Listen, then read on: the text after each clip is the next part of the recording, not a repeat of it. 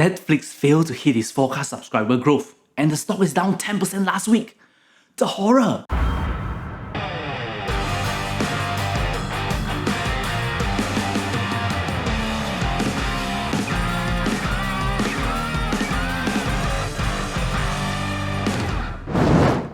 Hi guys, Stanley here.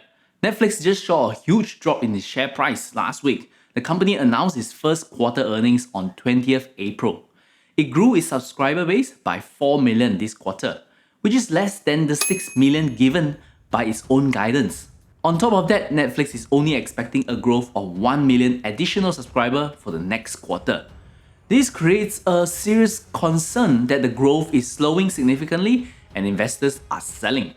The stock is down close to 10% for the week, wiping off more than 20 billion in value. But if that's the only reason for the sell down, I wonder if investors who panic and sold off the stock might one day come back to regret that decision. This is because the growth is slowing for this quarter mainly because Netflix has been growing very well back in 2020 during the pandemic. It grew its subscriber from 167 million to close to 204 million at the end of 2020. And business has never been better for Netflix right now. Its revenue grew 24% year-on-year to 7.2 billion for the quarter. Its operating income nearly hit a record high of $2 billion. That marks an operating margin of 27%, which has been improving quarter on quarter. And its CFO, Spencer Newman, also commented that the company is expected to reach a break-even point on its cash flow this year. And it can even have a sustainable free cash flow going forward. That is a big deal for a company that has been burning cash for the past 20 years. So the key risk of the company of having too much debt will slowly improve in the future. Of course, we must not forget competition. Netflix is facing an army of competition now with Disney+, Amazon Prime, Hulu, Peacock and many more. Yet, when you listen to the management, you get a sense that these streaming services are not how Netflix sees competition. In 2017, co-CEO Reed Hastings famously commented that the biggest competitor to Netflix is sleep. And they are constantly thinking about how to entice us to watch the next show and not go to sleep. If you have a Netflix subscription like me, you'll understand just how true that is. More practically, the company sees linear TV as the biggest competitor. So management is very focused on trying to convert more TV viewers to Netflix subscribers. In the online world, Netflix actually sees YouTube as the biggest competitor. Therefore, Netflix is thinking much bigger than just tossing it out with other paid streaming services like Amazon Prime or Disney+.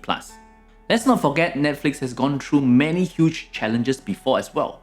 It's better with Blockbuster and its own disruption of their DVD by mail business show that the company is very focused on creating a sustainable business for its future. I think Netflix sums up their business very well in the earnings call. They basically depend on the word of mouth to spread their services and good retention to keep the subscriber happy. Both point back to the need for Netflix to keep producing great content.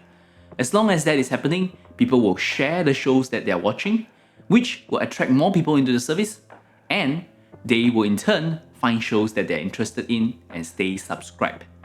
Who do you think poses the biggest threat to Netflix, and do you think Netflix can defend its top position in the next decade? Comment below and let us know. Moving on to more practical issue, I do own Netflix since 2015, and today there are basically 3 options for me.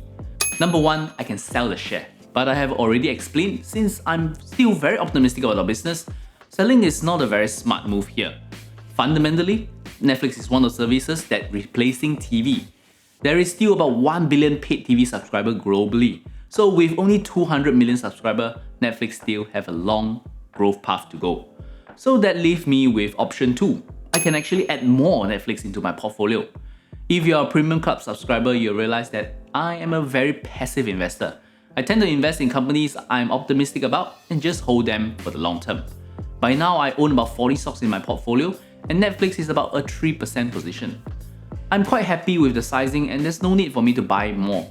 But if I do not own Netflix today, I'm seriously consider investing in it. Anyway, that means that I'm choosing option 3, simply holding on to the stock. And that basically sums up my investment strategy. There is a constant news and market noises about every stock in the market. But that does not mean that we have to react to them every single time. I have found that it is just simpler and more rewarding to focus on the long-term fundamentals. For Netflix, it is the journey of replacing linear TV. If you believe in that, then a service like Netflix will continue to do very well over the next decade. And that is really what matters, not the quarter-on-quarter results. Anyway, if you want to learn more about investing, remember to check out our free investing course at valueinvestasia.com/free course. If you have gotten value out of this video, I hope you give us a like and share the video with a friend who might be interested in Netflix as well. Remember to subscribe to our channel so you do not miss out on any of our videos every week. As always, my name is Stanley.